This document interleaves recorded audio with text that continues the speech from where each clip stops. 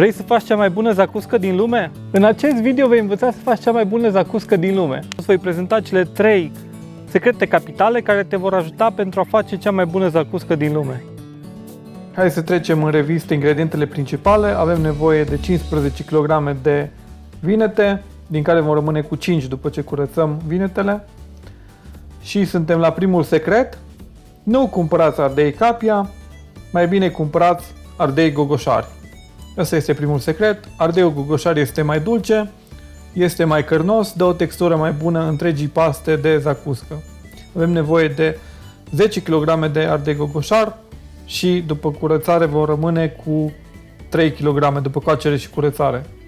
Mai avem nevoie de 2 kg de ceapă și 1,5 litri de suc de roșii. Zacusca nu este greu de făcut, doar că necesită răbdare, dar pe urmă toată iarna ne vom bucura de zacuscă pe pâine sau în alte preparate. Focul este numai bun, este foarte important ca să coacem gogoșarii pentru a avea acel gust fumat, acel gust rustic, pot să spun. Știu persoane care nu coc gogoșarii, ci pur și simplu îi bag așa necopți, dar zacusca nu iese bună. Cel mai bine îi se coacem gogoșarii pentru a avea acel gust minunat. Gogoșarii au nevoie cam de vreo jumătate de oră pentru a se coace. Trebuie întorși pe toate părțile până când se coc uniform pe toate părțile. Să nu vă sperie dacă vedeți aceste urme de ardere, pentru că oricum acestea vor veni jos când îi vom curăța. Când sunt cam așa de textura asta, sunt potriviți pentru a fi luați. Vedeți, ei sunt moi, vedeți? Când sunt atinși, sunt moi. Și asta e textura pe care o căutăm în momentul în care vrem să îi luăm de pe foc. După cum puteți observa, punem sare pe gogoșarii care au fost coși de pe foc, pentru că sarea ajută să înmoaie mai mult pielița sau coaja, cum vreți să spuneți, gogoșarului și va fi mult mai ușor de curățat ulterior. Jumătate de oră în timp ce le întoarcem pe toate părțile să se coacă uniform și apoi le scoatem pentru curățat.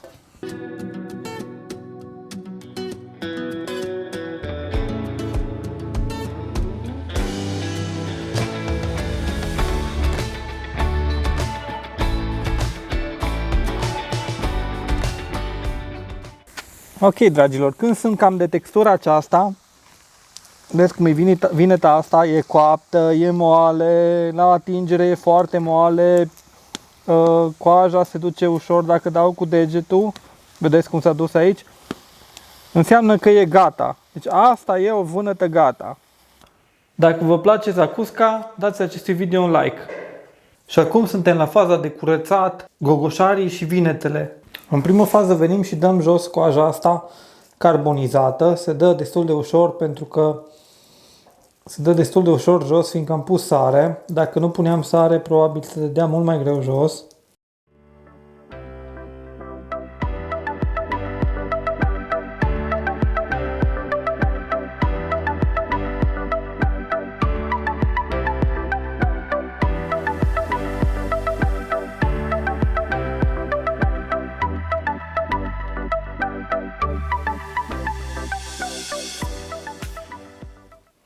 Scoatem și semințele.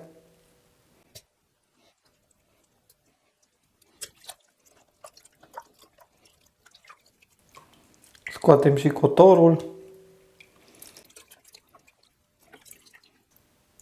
Și cam asta ar fi rezultatul final pentru zacuscă. Adică gogoșarul curățat pentru zacuscă.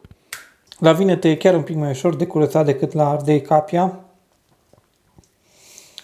Vine mult mai ușor coaja aceasta.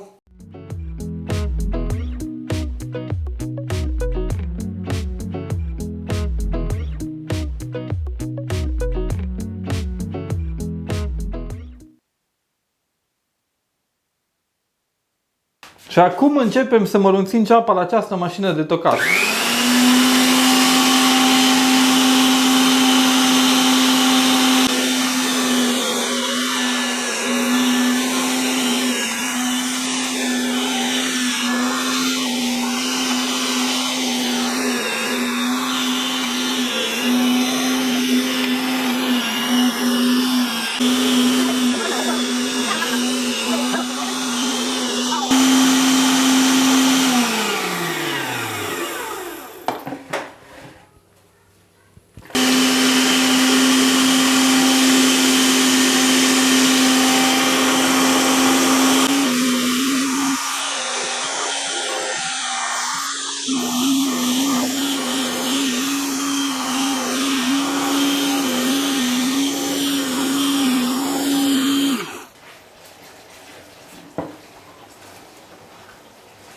Acum dăm drumul la vinete.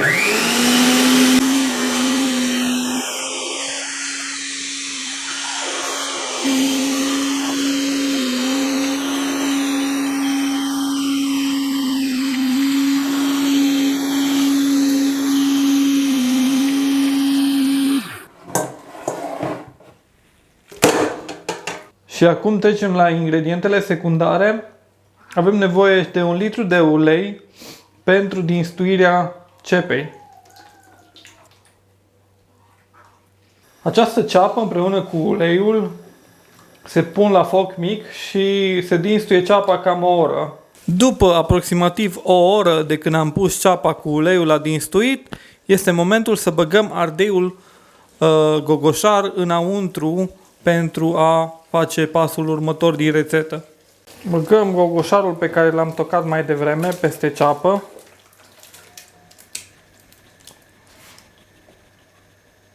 Lăsăm gogoșarul vreo 40 de minute împreună cu ceapa pe foc, tot la foc așa mic. Și apoi o să urmeze să punem vinetele. După ce am dinstuit și ardeiul gogoșar cu ceapa, urmează să băgăm vinetele măcinate.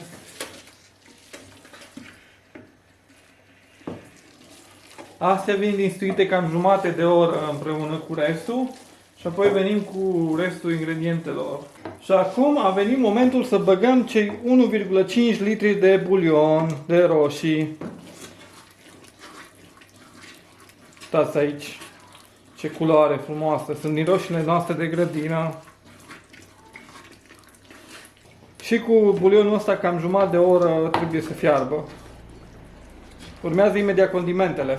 Și acum este momentul să vă prezint al doilea secret în a face cea mai bună zacuscă din lume. Vegeta, condimentul Vegeta. Așa, și venim și băgăm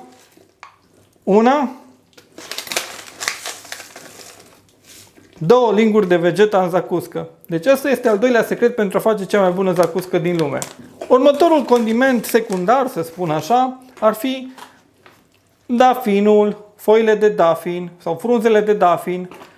Aici băgăm vreo 10 frunze de dafin în zacusca noastră. Apoi un alt ingredient secundar ar fi piperul negru boabe.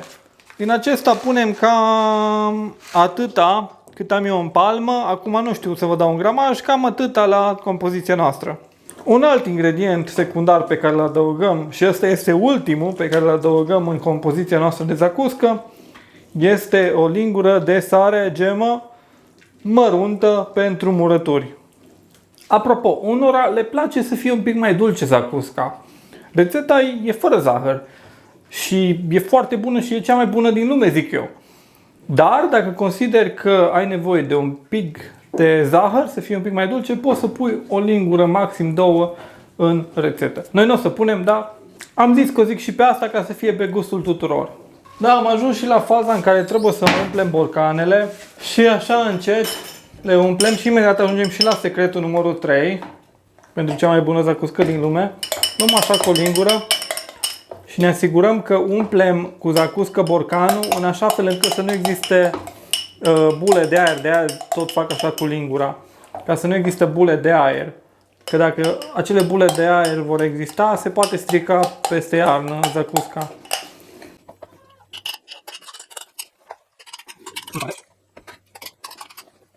Uitați, iau, pun, mă asigur că nu-i bulă de aer.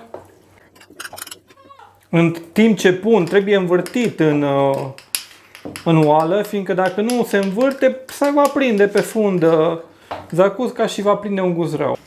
Ce rost are să faci cea mai bună zacuscă din lume dacă nu poți să o conservi? Așa că secretul numărul 3 are de-a face cu conservarea borcanelor de zacuscă. De fapt, ce trebuie să se întâmple este ca noi să punem un vârf de cuțit de acid salicilic. Acest acid salicilic are proprietăți de conservare. Și peste vârful acela de cuțit, vă și filmăm imediat, trebuie să punem o linguriță de ulei încins. Deci în primă fază, cum vă ziceam, cu un vârf de cuțit, efectiv un vârf de cuțit, după cum vedeți, de acid salicilic, punem în fiecare borcan.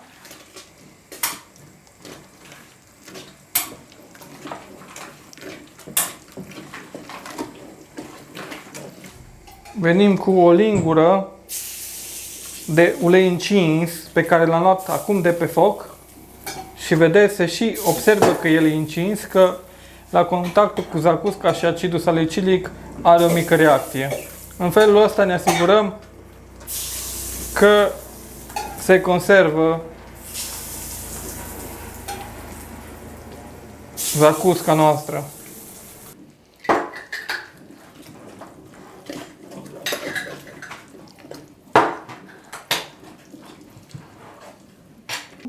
Ok, am reușit să punem borcanele de zacuscă, ne-au ieșit 25.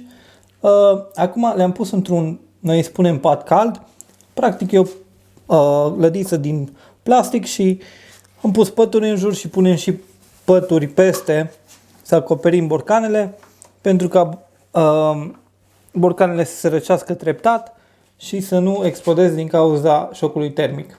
Așadar, după multă muncă, am reușit să terminăm zacusca. Acum e momentul să o încercăm.